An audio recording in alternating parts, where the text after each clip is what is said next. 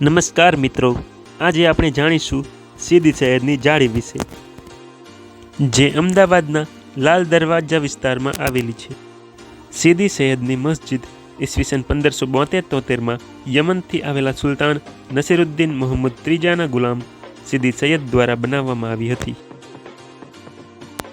અમદાવાદમાં આવતા દેશ વિદેશના લોકો આ જગ્યાની મુલાકાત જરૂરથી લે છે.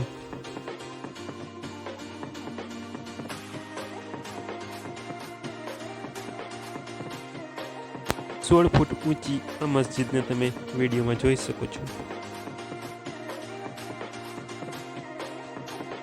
આ મસ્જિદની દરેક દિવાલ પર કંઈક ને કંઈક કોતરણી કરેલી છે.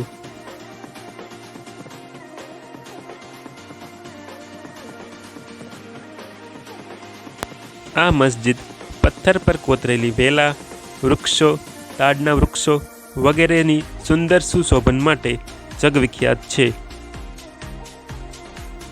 જેમાં અનોખી રીતે શણગારેલી અર્ધવર્તુળાકાર બારીઓ બનેલી છે, જે મસ્જિદની પશ્ચિમ દિવાલે ઉપરના ભાગમાં બનેલી છે.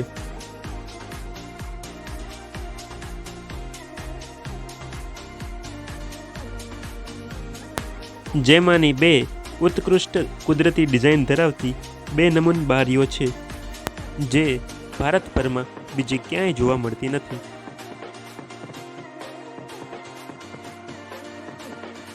અહીં આવેલા કુંડમાં સરસ મજાની માછલીઓ પણ જોવા મળે છે.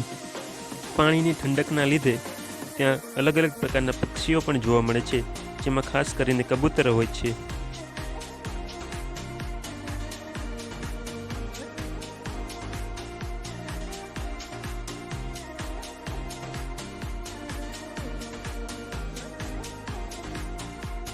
એકબીજામાં વીંટાયેલા વૃક્ષો અને પાંદડીઓની કલાત્મક કૃતિઓ અહીં છે. સીદી સૈયદની મસ્જિદનો સંપૂર્ણ નજારો તમે અહીં વિડીયોમાં જોઈ શકો છો.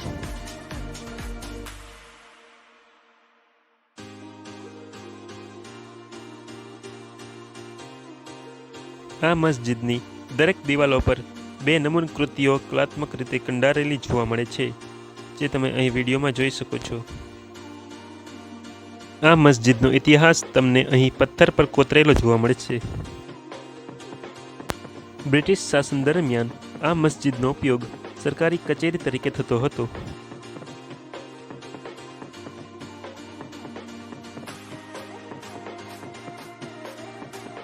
આ મસ્જિદમાં બીજી પણ અલગ અલગ ડિઝાઇનો સુંદર રીતે કંડારેલી જોવા મળે છે.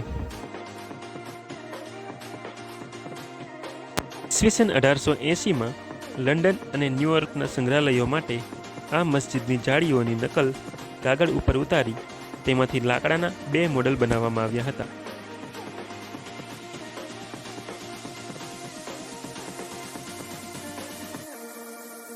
આ પ્રકારની મસ્જિદની જાળીઓ હાલમાં અમદાવાદની ઓળખ બની ગઈ છે.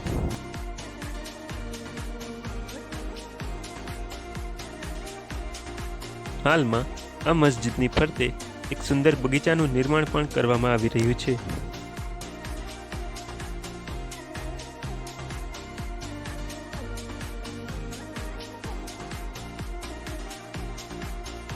સીદી સૈયદ કે જેણે આ મસ્જિદ બનાવી હતી, તેનું મૃત્યુ આજના દિવસે જ એટલે કે 24 ડિસેમ્બરે ઈસવીસન 1576માં થયું હતું, જેની કબર આજે પણ આ મસ્જિદના પ્રાંગણમાં જ ઉપસ્થિત છે.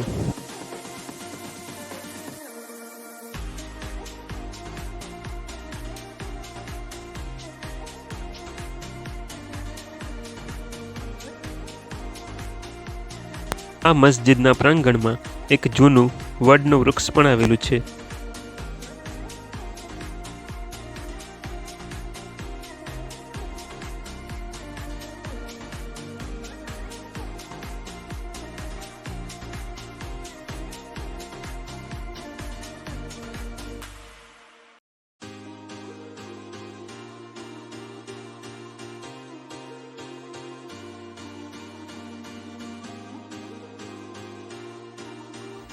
આ મસ્જિદ લાલ દરવાજામાં આવેલા વીજળી ઘરની એકદમ સામેની બાજુએ આવેલી છે.